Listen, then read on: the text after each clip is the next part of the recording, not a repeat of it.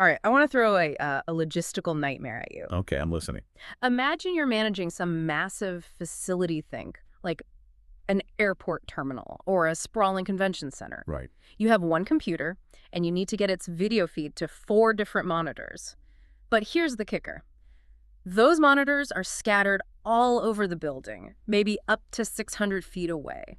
And if you're thinking you can just run a normal video cable that far, well, you can forget it. Not a chance. This signal degradation alone would make the image totally unwatchable, assuming you could even find a cable that long. Right. So today we're doing a deep dive into a piece of hardware that claims to solve this exact headache.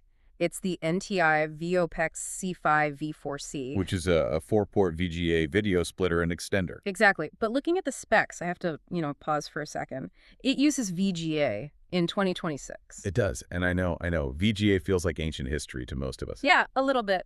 But this device isn't for, like, your home gaming setup. This is infrastructure tech. In the industrial and commercial world, legacy systems move a lot slower than, say, the iPhone cycle. I even noticed the spec sheet lists compatibility with Ion Microsystems. I mean, I haven't seen an ISON box in the wild in years. And that tells you exactly who this is for. It's for the back-end systems running airports, factories, utility grids, stuff that was built to run for decades. So they need a way to distribute that video reliably without having to overhaul the entire IT architecture. Precisely. Okay, so let's talk about how it actually moves that signal. The VOPEX box connects to the computer, keeps a local monitor active, and then it splits the signal to 4 remote screens.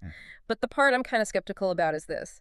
It transmits this video over CAT5 UTP cable. That's standard internet cable. Yeah. You're sending an analog video signal over a digital network wire. It sounds a little counterintuitive, but it's actually brilliant for the installation side of things. Yeah. Have you ever tried to snake a standard VGA cable through a wall or a ceiling conduit? Oh, they're so thick and rigid. The connectors are huge. It's a total nightmare. Right. But CCT5 UTP, that's unshielded twisted pair, is thin, it's flexible, and it's dirt cheap. Okay, that makes sense. By converting the video signal to run over that twisted pair, you can route these cables through tight conduits and around corners with almost no effort.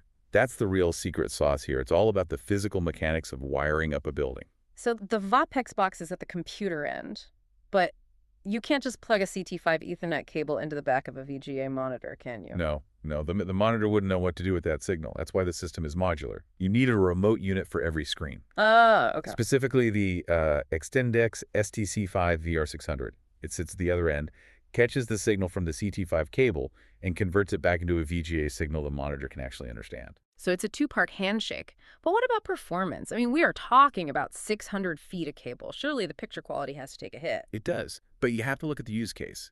At that full 600-foot range, the resolution maxes out at 1024 by 768. So we're not watching 4K movies on this. Definitely not. But if you're just displaying flight times or stock tickers or, directional signage in a lobby, 1024 by 768 is perfectly legible. And what if the distance is shorter? The quality jumps up. At closer ranges, you can push it up to 1920 by 1440. So it's effectively trading pixel density for distance and, I guess, stability. And stability is absolutely the key word. This is marketed as a pure hardware solution. Which means what exactly? No software. No drivers to install, no OS conflicts, no weird casting software that needs a reboot every Tuesday morning. It has a mean time between failures and MTBF of, get this, 47,310 hours. Wait, that's over 5 years. Over 5 years of continuous 247 operation. If you're running digital signage in a busy retail store or a mission-critical control room, you just cannot have a blue screen of death or a dropped Wi-Fi signal. Yeah. You need it to be boringly reliable.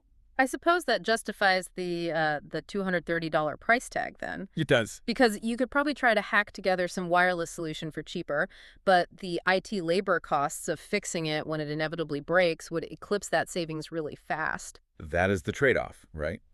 Wireless is convenient, but copper is consistent. It's a good reminder that high tech doesn't always have to mean newest tech. Sometimes it just means the thing that won't break. And in a critical infrastructure environment, reliability is really the only spec that matters in the end. So we'll leave you with this thought. We spend so much of our time trying to cut the core, wireless charging, wireless earbuds, cloud streaming. But is there a specific kind of peace of mind we've lost in that process? In a world of signal interference and constant buffering, maybe the ultimate luxury is just a physical cable that always works. Thanks for listening to this deep dive.